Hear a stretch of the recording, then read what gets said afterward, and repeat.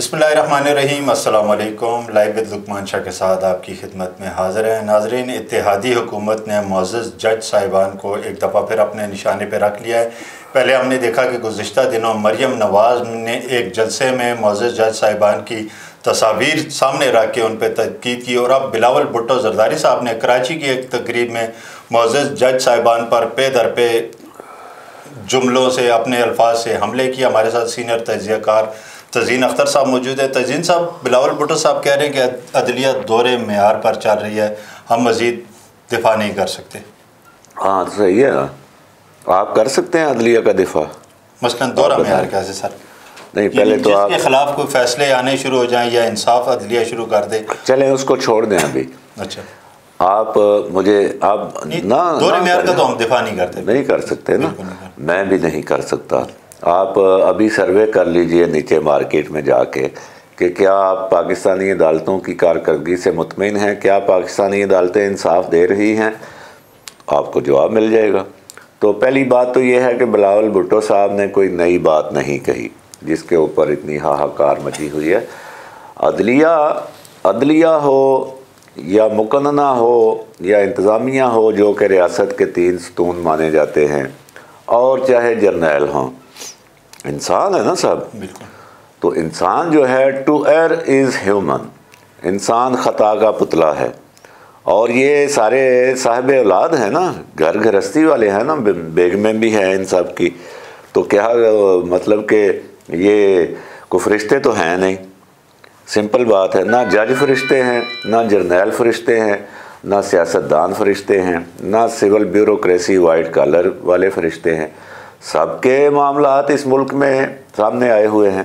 तो बिलावल भुट्टो साहब ने जो ख़ास 2-3 जो बातें की अदलिया के हवाले से, ख़ास तौर पर जो उनके नाना की फांसी है और दीगर जो मामलात हैं, आप देखें ना, अभी बड़ी मशहूर ख़बर हुई थी कि सुप्रीम कोर्ट ने एक ऐसे शख्स को बरी किया कत्ल के मुकदमे से जिसको साल पहले फांसी हो चुकी थी।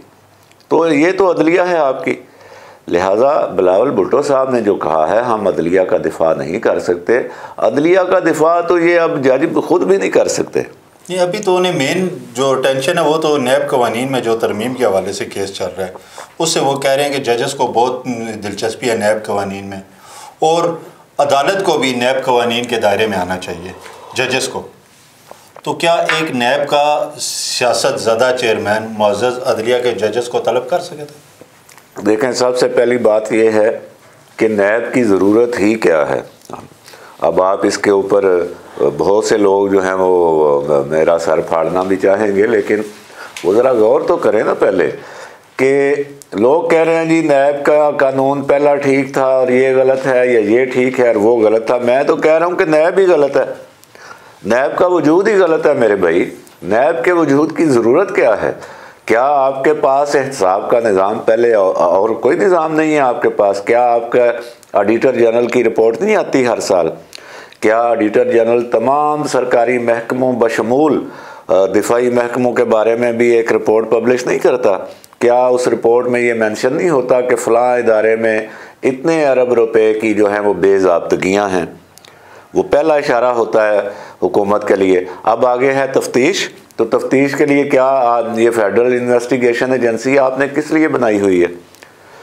तो नैब जो है ये सर, फेडरल इन्वेस्टिगेशन एजेंसी तो वज़ीर दाखिला के मातहत है, वो तो उनकी मर्ज़ी से फैसले करने वाली एजेंसी है। नैब भी कोई खुद मुख्तार नहीं है। नैब जो है वो पहले भी खुद मुख्तार कोई नहीं था, अब भी कोई नहीं है।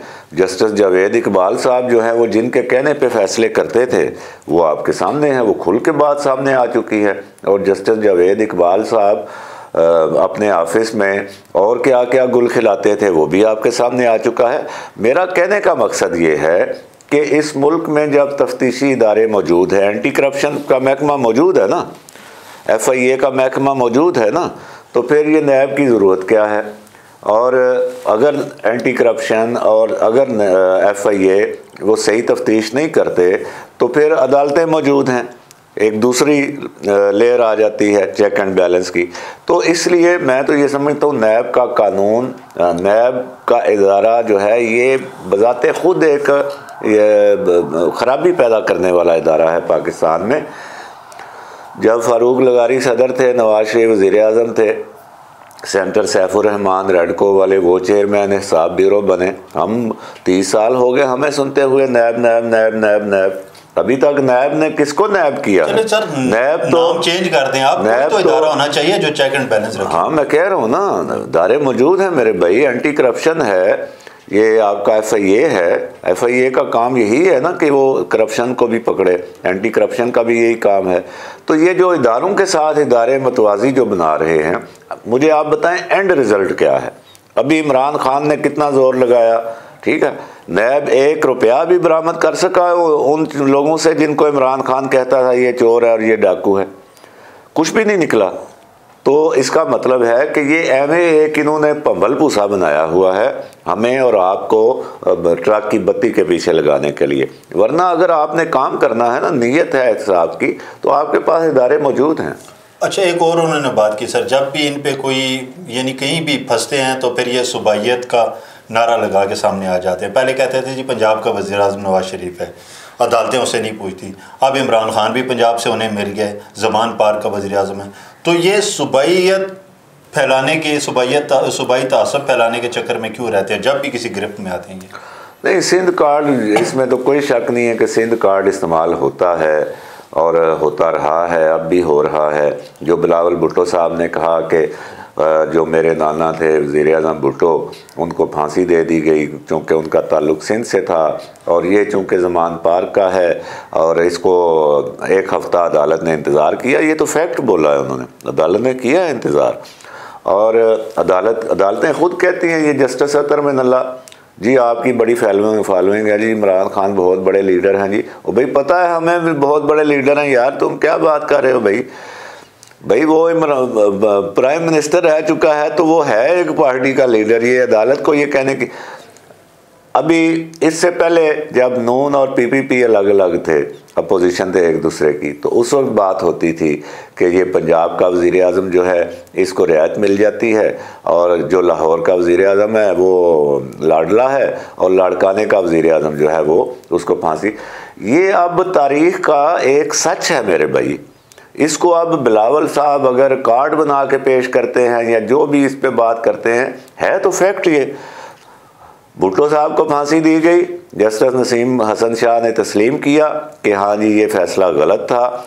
मुल्क में आज तक किसी ऐसे मुकदमे की आप मिसाल मुझे ला दीजिए कि जी फ़लाँ शख्स के ईमा पे फ़लाँ शख्स ने फ़लाँ शख्स को कत्ल किया और वो ईमा वाला जो है उसको फांसी पे चढ़ा दिया गया हो। ऐसा कोई मिसाल ही कोई नहीं है पूरे मुल्क में। हादसा हो गया, बहुत से पाकिस्तान में बेगुनाह लोग फांसी चढ़े हैं माज़रत, लेकिन उनकी कीमत आने वाली नस्लें तो नहीं चुकाती ना सर। अब इस मामले को यहाँ रुक जाना चाहिए। अदालत ने एक उस वक्त गलत फैसला कर लिया, वो बस ख़त्म हो गया, कर लिया, वो मान भी गए।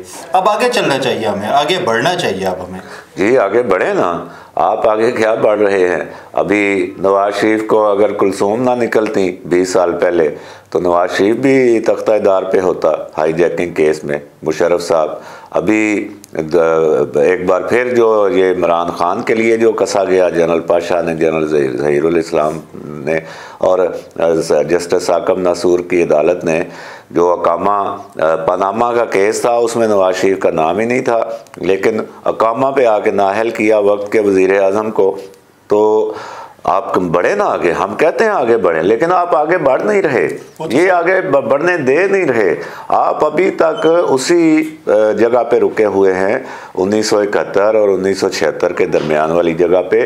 अभी भी आपके वज़ीर आज़म को नहीं चलने दिया जाता। हाँ, एक बात हुई है कि अब उनको फिज़िकली एलिमिनेट नहीं किया जाता, उनको तभी तौर पर ख़त्म नहीं किया जाता, लेकिन उनको रगड़ा जाता है, रगीदा जाता है, उनको बदनाम किया जाता है और ये साबित किया जाता है कि ये चोर हैं। वो कहते हैं ना बद से बदनाम बुरा, तो उनको बदनाम कर दिया जाता है। यही इमरान खान ने मिल के किया वन पेज वालों के साथ, नवाज शरीफ के साथ, अब यही इमरान खान के साथ हो रहा है। हम तो कहते थे, लिखते थे इमरान खान उनके एहतियाती, तो अब उन्हीं के पास बैठे हुए हैं ना सर। जी हाँ, ये हुकूमत लेने के लिए फिर उनके पास पहुंच जाते हैं, जब अपोजिशन में आते हैं तो इल्ज़ामात लगाना शुरू कर देते हैं। ये भी तो आप देखें पॉलिटिकल जमातें जो हैं वो अपने पॉलिटिकल माइलेज के लिए इत्तेहाद भी बनाती हैं।